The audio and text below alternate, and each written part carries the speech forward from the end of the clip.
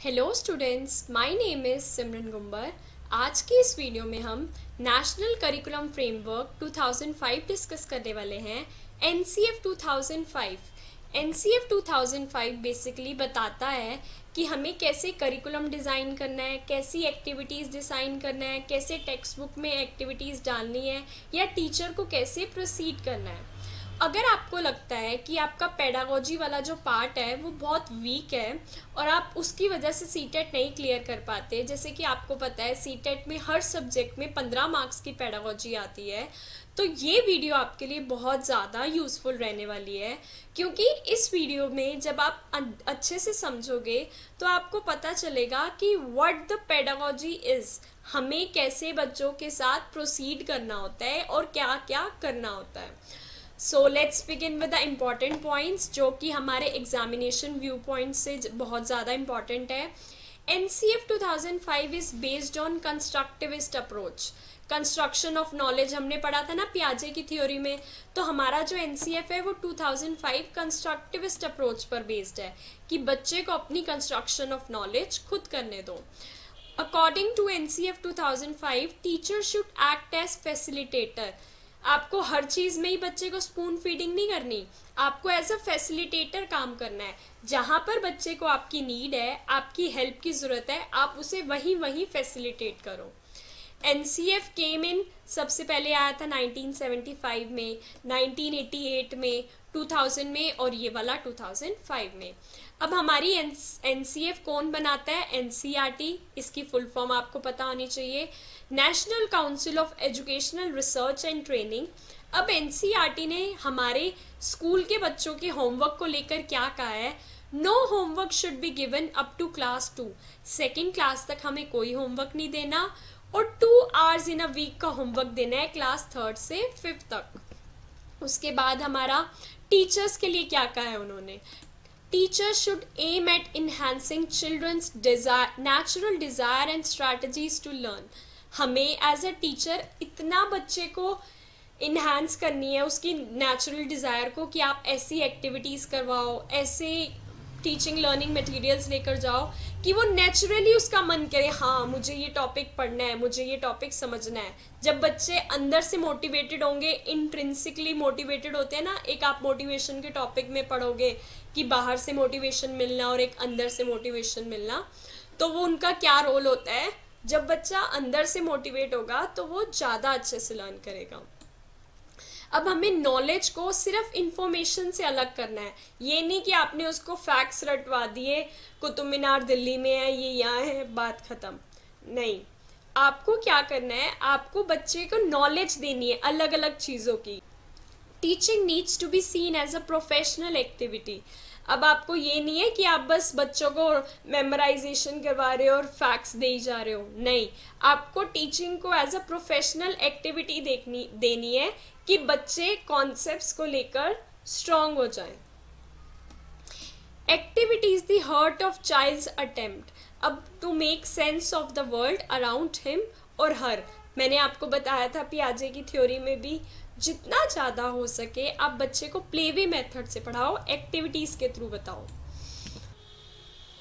Summary of NCF 2005। अब हमारी NCF 2005 की समरी स्टार्ट करते हैं। Chapter 1, reducing the curriculum load based on insight provided in learning without burden. Yashpal committee ने बताया ना अपनी उसमें लर्निंग विदाउट बर्डन पे फोकस करा है। बच्चों को लर्निंग करवाओ लेकिन उनके ऊपर बर्डन मत डाल दो।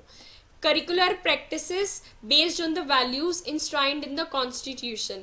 अब हमारी कॉन्स्टिट्यूशन पे फोकस होता है जस्टिस, इक्वालिटी, सेकुलरिज्म, तो ये सारी बातें बच्चे के अंदर इनकलकेट करो। Ensuring quality education for all children. हमें सब बच्चों को क्वालिटी एजुकेशन देनी है। ये गाइडिंग प्रिंसिपल्स बहुत इंपॉर्टेंट होते हैं। आपसे डायरेक्टली पूछ लिया जाता है कि इनमें से कौन सा गाइडिंग प्रिंसिपल एनसीएफ का है या नहीं है, या किसी को घुमा देते हैं, तो आपको ये अच्छे से पता होने चाहिए करेक्टली। फर्स्ट, हमें हमारी नॉलेज को स्कूल्स के आउटसाइड द स्कूल कनेक्ट करना है कि बच्चे को सिर्फ ये ना पता हो कि स्कूल में मैंने ये पढ़ लिया, बात खत्म। उसने स्कूल में जो चीज़ें सीखी हैं वो उसे बाहर जाकर उस नॉलेज को कनेक्ट कर पाए।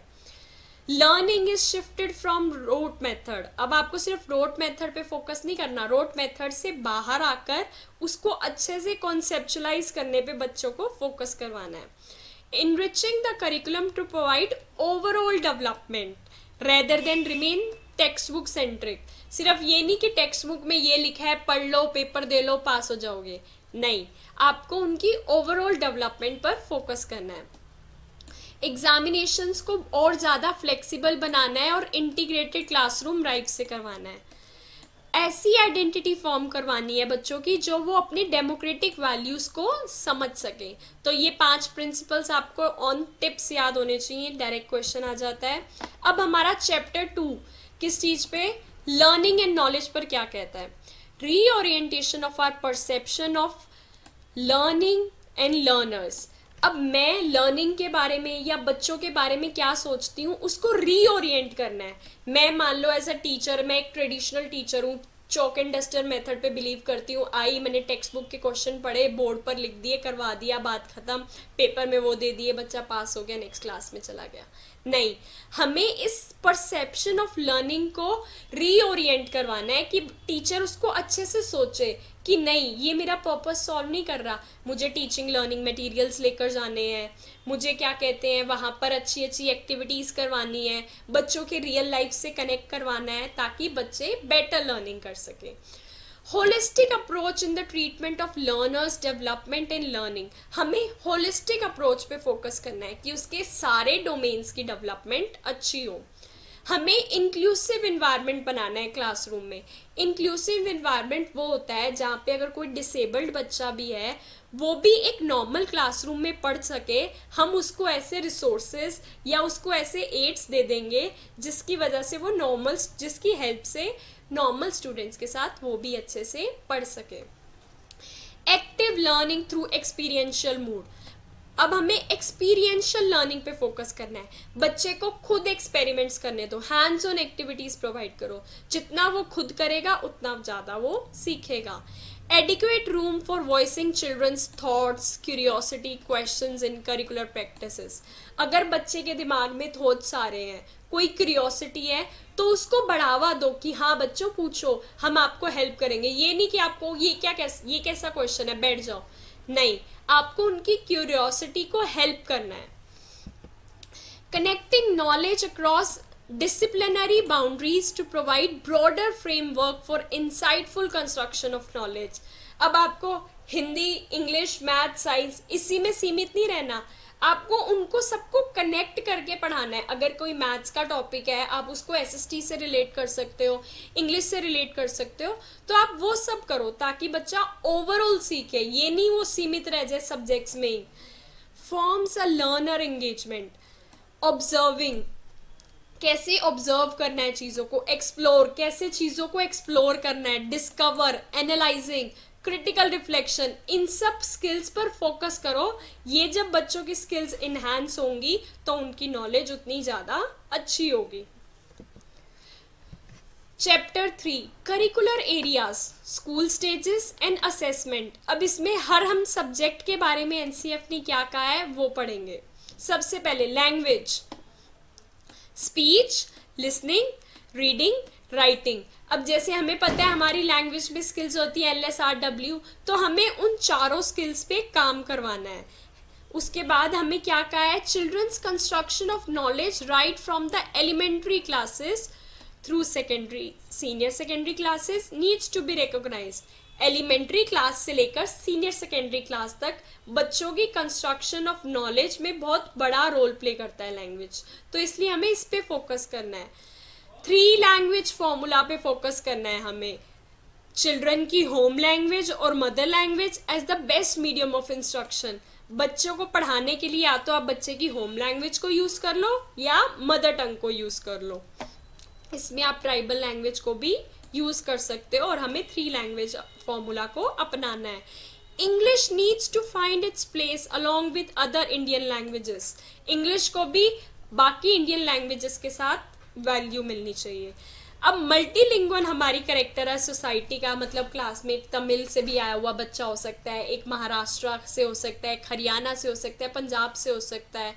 तो आपको इसे एज अ रिसोर्स देखना है कि जितने ज़्यादा बच्चे हैं उतना ज़्यादा वो एज अ रिसोर्स काम करेंगे हमारे लिए अलग अलग चीज़ों के बारे में थॉट्स और वैल्यूज बताने के लिए। तो हमें मल्टीलिंगुअल को एज अ रिसोर्स देखना है। Mathematics, mathematisation. अब मैथमेटाइजेशन क्या होती है?